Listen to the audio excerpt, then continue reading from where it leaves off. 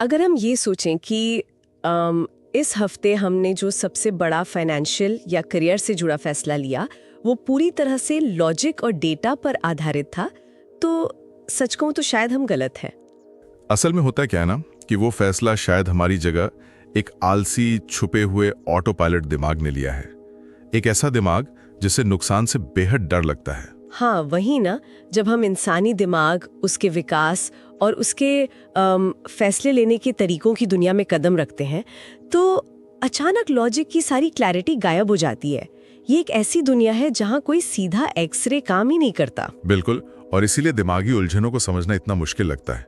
हमारा दिमाग जितना शक्तिशाली है उतना ही क्या कहते हैं धोखेबाज भी। वो अपने ही बनाए हुए जालों में फंस जाता है। एग्जैक्टली। और यही हमारी आज की चर्चा का मुख्य विषय भी है।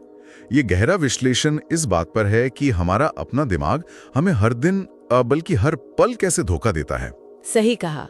और इस विषय को खोलने के लिए हमारे पास आज कुछ बेहतरीन सोर्सेज हैं, जिनमें सबसे मुख्य है नोबेल पुरस्कार विजेता डैनियल कानेमान की मशहूर किताब थिंकिंग फास्ट एंड स्लो की एक डिटेल समरी, और साथ ही हमारे पास 18 दिमागी जालों को समझाने वाले एक एनिमेटेड वीडियो का ट्रांसक्रिप्ट भी है। और देखिए, इस पूरी चर्चा का मकसद सिर्फ साइकोलॉजी की किसी थ्योरी को किताब की तरह पढ़ना नहीं है, बल्कि इन छुपे हुए दिमागी शॉर्टकट्स जिन्हें हम ह्यूरिस्टिक्स कहते हैं, उनके पीछे की असली वजह को पहचानना है। हाँ, मतलब आखिर दिमाग ऐसा करता क्यों है, इसका पता लगाना है, ताकि रोजमर्रा की जिंदगी में, इन्वेस्टमेंट्स में या अपने कामकाज में लोग बेहतर फैसले ले सकें। क्योंकि ये चर्चा सिर्फ साइकोलॉजी नहीं है, ये अपनी जेब, हेल्थ और रेप्यूटेशन बचाने का एक प्रैक्टिकल ब्लूप्रिंट है। सही बात है। देखिए, इंसान दिन भर में हजारों फैसले लेता है। सुबह क्या खाना है, कौन सा रास्ता लेना है या कहाँ पैसे लगाने हैं। पर सच्चाई ये है कि इनमें से ज्यादातर फैसले हम सोचे समझे ढंग से या कॉन्शियसली नहीं ले रहे होते। तो मतलब हम ऑटो पायलट पर चल रहे हैं। बिल्कुल, हमारा दिमाग लगातार ऑटो पायलट पर चल रहा होता है और कई बार ये ऑटो पायलट हमें बिल्कुल ही गलत दिशा में ले जाता है। कानीमैन के अनुसार इस पूरी मशीनरी को चलाने वाली दो आवाजें होती हैं, या कह लें दिमाग के दो हिस्से होते हैं, सिस्टम 1 और सिस्टम 2। चलिए इस फ्रेमवर्क को पहले क्लियर करते हैं, क्योंकि बिना इस इंजन को समझे हम आगे के दिमागी जालों को नहीं पकड़ पाएंगे। तो कानीमैन का ये सिस्टम 1 आखिर किस तरह काम करता है? तो सिस्टम 1 हमारे दिमाग का वो हिस्सा है जो बेहद फास्ट है, ऑटोमेटिक है, बिना किसी मेहनत के काम करता है और पूरी तरह से इमोशनल ढंग से चलता है। ये बेसिकली पैटर्न्स पर चलता है। जैसे अगर कोई पूछे पीनट बटर और, तो दिमाग में तुरंत जेली या जैम आता है। एग्जैक्टली। इसके लिए एक सेकंड भी सोचना नहीं पड़ता, या फिर किसी अजनबी का गुस्से वाला चेहरा देखकर तुरंत समझ जाना कि खतरा है। अगर हम एवोल्यूशन के नजरिए से देखें तो सिस्टम 1 हमारे पूर्वजों के सर्वाइवल के लिए बेहद जरूरी था। झाड़ियों में आवाज सुनकर तुरंत भागना सिस्टम 1 का ही काम था। अच्छा, मतलब वहां रुककर प्रोबेबिलिटीज कैलकुलेट करने वालों को तो जानवर खा गए होंगे, उनका सर्वाइवल ही नहीं हुआ होगा। बिल्कुल सही पकड़ा आपने। तो सिस्टम 1 फास्ट और प्रिमिटिव है। अब आते हैं सिस्टम 2 पर। ये नया है, स्लो है, लॉजिकल है और इसको काम करने के लिए भारी मेहनत लगती है। जैसे अगर कोई अचानक पूछ लेगी 17 × 24 यानी 17 × 24 कितना होता है, अभी और पीनट बटर की तरह जवाब तुरंत नहीं आएगा। वही ना, दिमाग एकदम से रुक जाएगा, आपको कैलकुलेशन करनी पड़ेगी, आंखें थोड़ी बड़ी हो जाएंगी और फोकस करना पड़ेगा। ये सिस्टम 2 का काम है। लेकिन दिक्कत यह है कि इसके पास एनर्जी लिमिटेड होती है और ये बहुत जल्दी थक जाता है। तो आइडियल दुनिया में तो सिस्टम 2 को सिस्टम 1 का सुपरवाइजर होना चाहिए ना, जो उसकी ऐसी इमोशनल गलतियों को पकड़े। होना तो वही चाहिए, पर कानेमैन बताते हैं कि सिस्टम 2 का सबसे बड़ा कैरेक्टर ट्रेट ही यही है कि वो बेहद आलसी होता है। वो हमेशा लॉ ऑफ लीस्ट एफर्ट यानी सबसे कम मेहनत वाले रास्ते पर चलना पसंद करता है। अगर इसको एक एग्जाम्पल से सोचें, चलिए ऐसे देखते हैं कि दिमाग एक गाड़ी की तरह है। तो सिस्टम 1 उसका ऑटो पायलट मोड है, जो ट्रैफिक में बिना सोचे आदत के हिसाब से गाड़ी चलाता है, और सिस्टम 2 उस गाड़ी का मैनुअल ओवरराइड है। हाँ, जो किसी नई या मुश्किल सड़क पर स्टीयरिंग पकड़ता है। लेकिन प्रॉब्लम यह है कि सिस्टम 2 का ड्राइवर इतना आलसी है कि वो स्टीयरिंग पकड़ना ही नहीं चाहता, खासकर तब जब वो थका हुआ हो। ये एनालॉजी इस कॉन्सेप्ट को पूरी तरह समझा देती है और इस थकावट को साइकोलॉजी में ईगो डिप्लीशन कहते हैं। विल पावर और गहरा सोचना, ये दोनों एक ही मेंटल बैटरी से चलते हैं। इसको साबित करने के लिए ना एक बहुत ही हैरान करने वाला एक्सपेरिमेंट किया गया था। ओ, कौन सा एक्सपेरिमेंट? कुछ लोगों को एक ऐसे कमरे में बिठाया गया जहां ताजी महकती हुई चॉकलेट चिप कुकीज और साथ में मूली यानी रैडिशेस रखी थी। अब आधे लोगों को कुकीज खाने की इजाजत थी, पर बाकी आधों को सख्त हिदायत थी कि उन्हें कुकीज को हाथ तक नहीं लगाना है, सिर्फ मूली खानी है। अरे, ताजी कुकीज की महक के बीच सिर्फ मूली खाना, ये तो सच में किसी टॉर्चर से कम नहीं है।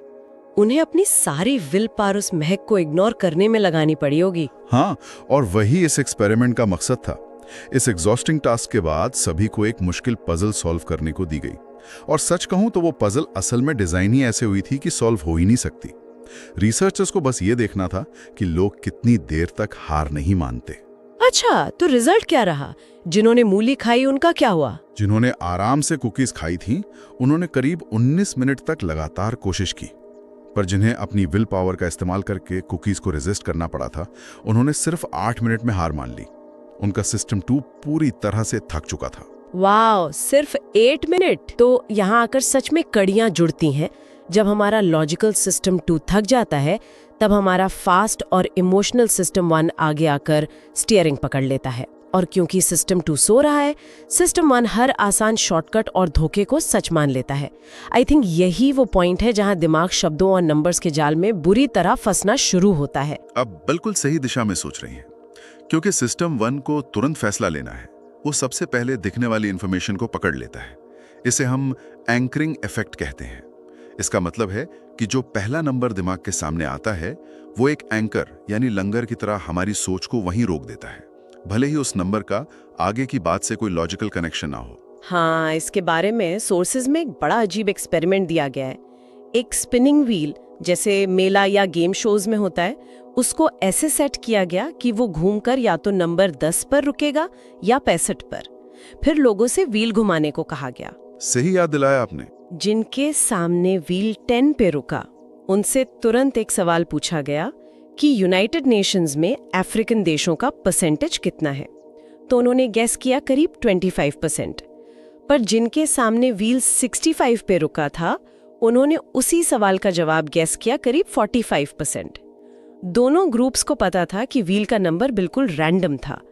फिर भी उस एक रैंडम नंबर ने उनके दिमाग में एक एंकर डाल दिया। ये एंकर रोजमर्रा की जिंदगी में इतना हैवी होता है कि बड़ी बड़ी मार्केटिंग स्ट्रैटेजीज इसी पर चलती हैं। जैसे जब किसी स्टोर में $200 की जीन्स पर बड़ा सा क्रॉस लगाकर $99 लिखा होता है, तो वो बहुत सस्ती लगती है। बिल्कुल, हम सोचते हैं वाह क्या डील मिल रही है। एग्जैक्टली। अगर वही जीन्स डायरेक्ट $99 की टैंगी होती तो लोग शायद उस पर ध्यान भी नहीं देते। सिस्टम 1 उस 200 के एंकर को पकड़ लेता है और फिर 99 उस एंकर के मुकाबले एक शानदार डील बन जाती है। लेकिन एंकर सिर्फ नंबर्स का नहीं होता, शब्द भी दिमाग के फ्रेम को पूरी तरह पलट देते हैं। इसे फ्रेमिंग इफेक्ट कहते हैं। ओह, इसका एक बहुत बढ़िया उदाहरण मुझे याद आ रहा है। जैसे सुपरमार्केट में दही यानी योगर्ट के डब्बे पे बड़ा बड़ा लिखा होता है 90% फैट फ्री। ये पढ़कर कोई भी हेल्थ कॉन्शियस इंसान उसे तुरंत खरीद लेगा। लेकिन अगर उसी डब्बे पर 10% फैट लिख दिया जाए, जो कि मैथमेटिकली बिल्कुल सेम बात है, तो लोग उसको अनहेल्दी मानकर वहीं छोड़ देते हैं।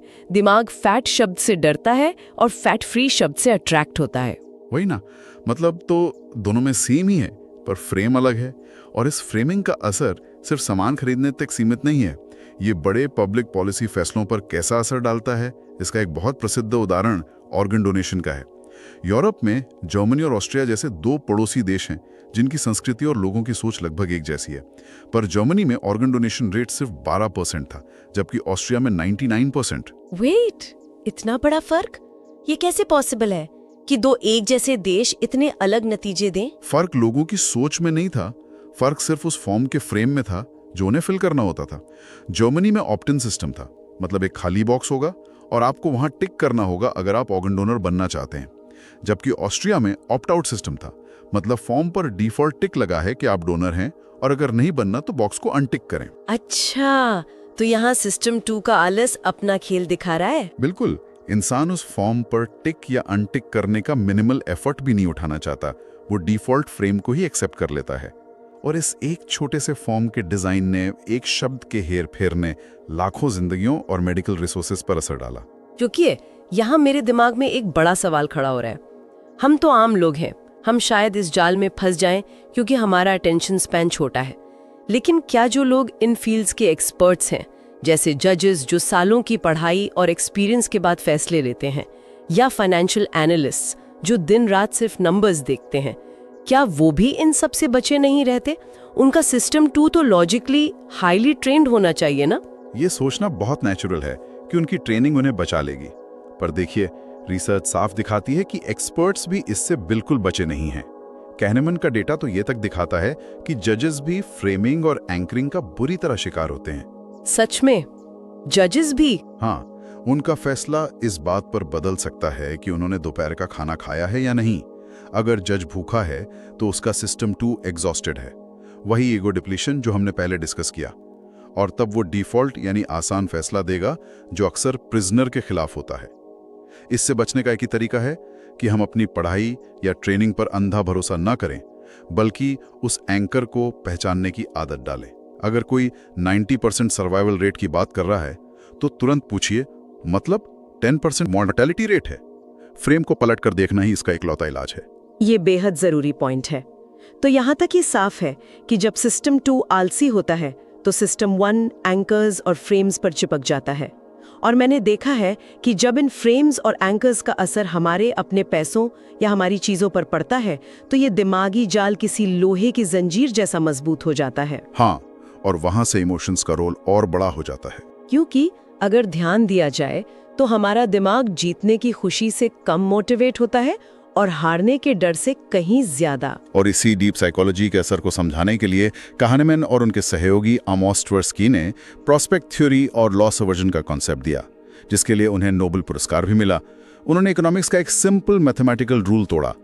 पहले इकोनॉमिक्स कहती थी कि इंसान रैशनल है, उसके लिए नुकसान और फायदे की वैल्यू बराबर होनी चाहिए, पर उन्होंने दिखाया कि नुकसान का डर फायदे की खुशी से दिमाग में दुगुना ज्यादा तकलीफदेह होता है। इसे चलिए एक कसिनो के एग्जाम्पल से समझते हैं, जो कि सोर्सेज में हाईलाइट किया गया है। मान लीजिए किसी के पास 2 ऑप्शंस है। पहला ऑप्शन, मैं तुरंत $500 आपके हाथ में रख दूं, और दूसरा ऑप्शन, एक सिक्का उछालें, अगर हेड्स आया तो $1000 मिलेंगे, टेल्स आया तो कुछ नहीं मिलेगा। ऐसे में ज्यादातर लोग क्या चुनते हैं? वो श्योर शॉट $500 लेकर खुश हो जाते हैं। कोई 50% चांस का रिस्क नहीं लेना चाहता। सही बात है, मैं भी शायद वही $500 ही लूंगी। यहाँ लोग रिस्क अवर्स बन जाते हैं क्योंकि यहाँ गेन यानी फायदा हो रहा है। पर अब इस फ्रेम को पलट देते हैं। अब सोचिए कि किसी के अकाउंट से $500 छीने जा रहे हैं, ये एक श्योर शॉट नुकसान है। या फिर दूसरा ऑप्शन है कि सिक्का उछालकर 50% चांस है कि $1000 जाएंगे और 50% चांस है कि एक भी पैसा नहीं जाएगा। यहां अचानक लोगों का बिहेवियर 180 डिग्री घूम जाता है। अच्छा, मतलब अब वो रिस्क लेने लगते हैं। एग्जैक्टली, लोग गैम्बल करने लगते हैं, सिक्के वाले ऑप्शन पर रिस्क लेते हैं, क्योंकि $500 का निश्चित नुकसान दिमाग को इतनी पेन देता है कि उस नुकसान को अवॉइड करने के लिए वो बड़ा रिस्क लेने को तैयार हो जाते हैं। इसका तो सीधा कनेक्शन हमारे एवोल्यूशन से लगता है मुझे। पुराने जमाने में अगर किसी ने एक दिन का खाना खो दिया, मतलब उसे लॉस हुआ, तो उसकी मौत तय थी। पर अगर उसने एक दिन का एक्स्ट्रा खाना पा लिया यानी गेन हुआ, तो वो सिर्फ एक बोनस था। तो लॉस को दोगुनी तकलीफ के रूप में रजिस्टर करना तो एक सर्वाइवल मैकेनिज्म हुआ ना? बिल्कुल सटीक ऑब्जर्वेशन है ये। और इसी एवोल्यूशनरी डर की वजह से हमें अपनी चीजें हमेशा ज्यादा कीमती लगती हैं। जैसी कोई चीज हमारी हो जाती है, उसे छोड़ना एक लॉस जैसा लगता है। इस फिनोमेनन को साइकोलॉजी में एंडाउमेंट इफेक्ट कहते हैं। ओह, वो कॉफी मग वाला एक्सपेरिमेंट? हाँ, वही। एक यूनिवर्सिटी एक्सपेरिमेंट में आधे लोगों को एक सस्ता सा कॉफी मग दिया गया और बाकी आधों को कुछ नहीं दिया। जिनको मग मिला था उनसे पूछा गया कि वो इसे कितने में बेचेंगे, तो उन्होंने एवरेज कीमत बताई $6। पर जो दूसरा ग्रुप इसे खरीदने वाला था, उनके दिमाग ने उसकी वैल्यू निकाली सिर्फ $3। मतलब सिर्फ उस मग को अपना कह लेने से दिमाग ने उसकी कीमत दोगुनी कर दी। हाँ बिल्कुल, क्योंकि दिमाग उसे खोना नहीं चाहता था। अब ये सब कड़ियां जोड़कर देखना सच में दिलचस्प हो रहा है, क्योंकि एंकर्स, लॉस अवर्जन और एंडाउमेंट इफेक्ट जब मिलते हैं तो एक नया और खतरनाक धोखा पैदा होता है, जिसे संक कॉस्ट फैलेसी कहते हैं। संक कॉस्ट यानी वो पैसा या वक्त जो डूब चुका है। सही कहा। $100 खर्च हो चुके हैं, उन्हें बर्बाद नहीं होने दे सकते। यहाँ दिमाग नैरो फ्रेमिंग कर रहा है। रैशनली देखा जाए तो वो $100 जा चुके हैं, वो वापस नहीं आने वाले, चाहे कोई घर पर रहे या तूफान में जाए। उल्टा तूफान में जाकर इंसान एक और खराब अनुभव उस डूबे हुए खर्च में जोड़ रहा है। पर दिमाग उस लॉस अकाउंट को क्लोज करने का दर्द नहीं झेलना चाहता। ये संक कॉस्ट फैलेसी तो सच में मुझे एक टॉक्सिक रिलेशनशिप जैसी लग रही है। कई बार लोग एक ऐसी दोस्ती या रिश्ते में रुके रहते हैं जो क्लियरली बर्बाद हो चुका है, और वजह सिर्फ ये होती है कि मैंने इसमें ऑलरेडी अपने 5 साल इन्वेस्ट कर चुका हूँ। ये एनालॉजी बहुत एप्ट है। इंसान उन 5 सालों का नुकसान और अपनी फेल होती जजमेंट को एक्सेप्ट ही नहीं करना चाहता, तो वो अपने आगे के और 5 साल बर्बाद करने को तैयार हो जाता है। इसी को काउंटर करने के लिए कानमैन ब्रॉड फ्रेमिंग की सलाह देते हैं, यानी चीजों को बड़े नक्शे पर देखना, अपने फैसलों के लिए पहले से रूल सेट करना, ताकि उस मोमेंट में जब सिस्टम 1 इमोशनल हो तब आपका रूल आपको बचाए। पर मुद्दा ये है कि हम सिर्फ खराब रिश्तों या खराब इन्वेस्टमेंट्स को ही पकड़ कर रखते। उन्हें पकड़ कर रखने के लिए दिमाग को खुद को कन्विंस करना पड़ता है, और वहां से शुरू होता है दिमाग का अगला बड़ा खेल, कहानियां बनाना। दिमाग कोल्ड फैक्ट्स और नंबर्स के बजाय एक स्मूथ लॉजिकल सुनाई देने वाली कहानी को ज्यादा आसानी से सच मान लेता है। हाँ, और इसे कहने मन की भाषा में WYSATI कहते हैं, What you see is all there is। मतलब दिमाग को जो थोड़ी सी इंफॉर्मेशन दिखती है वो उसी से पूरी कहानी बुन लेता है, और ये नहीं सोचता कि क्या कोई और इंफॉर्मेशन हो सकती है जो मुझे नहीं पता। इसे हैलो इफेक्ट पैदा होता है, जैसे सुंदर लोगों के केस में होता है। एग्जैक्टली। अगर कोई इंसान देखने में सुंदर या अट्रैक्टिव है तो सिस्टम 1 ऑटोमेटिकली उस इंफॉर्मेशन को एक्सटेंड करके मान लेता है कि वो इंटेलिजेंट, काइंड और ईमानदार भी होगा। दिमाग ने लिमिटेड इन्फो से एक हैलो, एक प्रभाव मंडल बना दिया। और जब हम इन्हीं कच्ची कहानियों और स्टीरियोटाइप्स को लॉजिकल प्रोबेबिलिटी से ऊपर रख देते हैं तो उसे रिप्रेजेंटेटिवनेस कहते हैं। सोर्सेज में इसको समझाने के लिए एक बहुत फेमस एक्सपेरिमेंट दिया गया है, लिंडा नाम की लड़की का। The Linda problem. ये सच में आंखें खोलने वाला एक्सपेरिमेंट है। हाँ, तो लिंडा का डिस्क्रिप्शन लोगों को कुछ ऐसे दिया गया।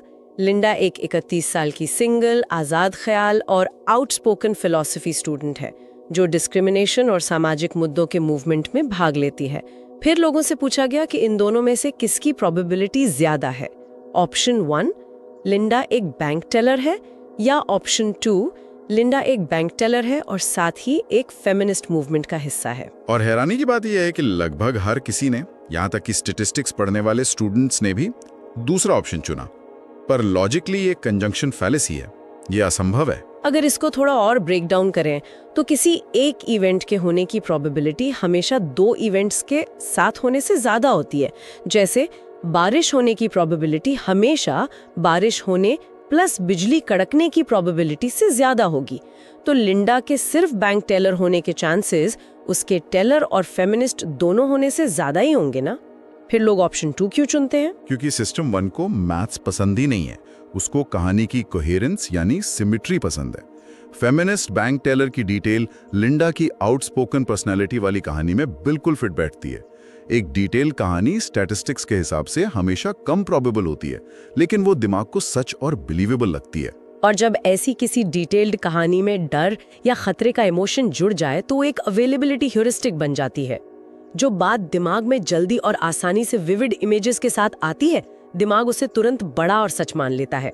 जैसे अगर न्यूज में प्लेन क्रैश की भयानक तस्वीरें देख ली जाएं, तो अगले दिन फ्लाइट लेने से डर लगने लगता है, जबकि मैथमेटिकली देखा जाए तो फ्लाइट क्रैश होने के ऑड्स में रत्ती भर का भी फर्क नहीं आया है। इसका सबसे क्लासिक उदाहरण शार्क अटैक्स का है। लोग शार्क अटैक से बहुत डरते हैं पर हार्ट डिजीज को लाइटली लेते हैं, जबकि सच्चाई ये है कि मौत हार्ट डिजीज से होने के चांसेस लाख गुना ज्यादा हैं। पर शार्क का डर खूनी तस्वीरों और हॉलीवुड फिल्मों के जरिए दिमाग में डीपली अवेलेबल है। इसके पीछे दिमाग का नेगेटिविटी बायस काम करता है। मतलब दिमाग बुरी खबरों को ज्यादा तीव्रता से पकड़ता है। बिल्कुल। एक लैब एक्सपेरिमेंट जिसका जिक्र सोर्सेज में है, वो इस नेगेटिविटी बायस को प्रैक्टिकली दिखाता है। लोगों के ब्रेन वेव्स को मॉनिटर किया गया जब उन्हें स्क्रीन पर अलग अलग शब्द दिखाए गए। जैसे ही पीस यानी शांति शब्द आया, दिमाग की वेव्स शांत रहीं, पर जैसे ही मर्डर या वॉमिट जैसे शब्द फ्लैश हुए तो मिली सेकेंड्स में दिमाग की एक्टिविटी तेजी से बढ़ गई होगी। एग्जैक्टली। बुरी खबर और डर एक जंगल की आग की तरह दिमाग में वायरल होते हैं, क्योंकि ये वापस उसी सर्वाइवल इंस्टिंक्ट को हिट करते हैं कि खतरे को इग्नोर करना जानलेवा हो सकता है। ये तो बिल्कुल वैसा है कि अगर न्यूज़पेपर के पहले पेज पर किसी अनजान बीमारी का जिक्र हो तो हमें लगने लगता है कि हमारी हल्की सी खांसी भी वही बीमारी है। दिमाग स्टैटिस्टिक्स नहीं पढ़ता, वो सिर्फ विविडली प्रेजेंटेड डर को फील करता है। और इसी डर और अवेलेबल नैरेटिव्स के कॉम्बिनेशन से अवेलेबिलिटी कैस्केड्स बनते हैं। एक छोटी सी बुरी खबर पब्लिक डर बन जाती है, फिर पब्लिक डिमांड करती है कि एक्शन लिया जाए, और फिर गवर्नमेंट ऐसे मुद्दों पर लाखों खर्च करती है जिनका असल रिस्क बहुत कम था। अब यहाँ एक उलझन पैदा होती है। अगर हमारे दिमाग की यही हालत है कि वो संक कॉस्ट से निकल नहीं पाता, बुरी खबरों और स्मूथ कहानियों के असर में डर के मारे फैसले लेता है, तो हम इंसान आगे का फ्यूचर कैसे प्लान करते हैं? हम बिजनेस कैसे स्टार्ट करते हैं या घर कैसे खरीदते हैं? ये एक बहुत बढ़िया सवाल है। मुझे लगता है जवाब ये है कि दिमाग डर को बैलेंस करने के लिए अचानक दूसरे एक्सट्रीम पर चला जाता है, अंधे आशावाद यानी ब्लाइंड ऑप्टिमिज्म के सहारे। दिमाग एक भ्रम पैदा करता है जिसे हम इल्यूजन ऑफ कंट्रोल कह सकते हैं, जिसका एक रूप है हाइंडसाइट बायस। हाइंडसाइट बायस एक ऐसी आदत है जहां कोई बड़ी घटना होने के बाद हमें और सभी एक्सपर्ट्स को लगता है कि हमें तो पहले से पता था। जैसे 2008 का फाइनेंशियल क्राइसिस होने के बाद सभी एनालिटिकल न्यूज़ पर कह रहे थे कि साइंस तो क्लियरली दिख रहे थे, सबको पता था मार्केट गिरेगा। ये नैरेटिव फैलेसी है। हम गुजरे हुए वक्त की रैंडम इवेंट्स को एक नीट क्लीन कहानी में पिरो देते हैं और मान लेते हैं कि दुनिया प्रिडिक्टेबल है।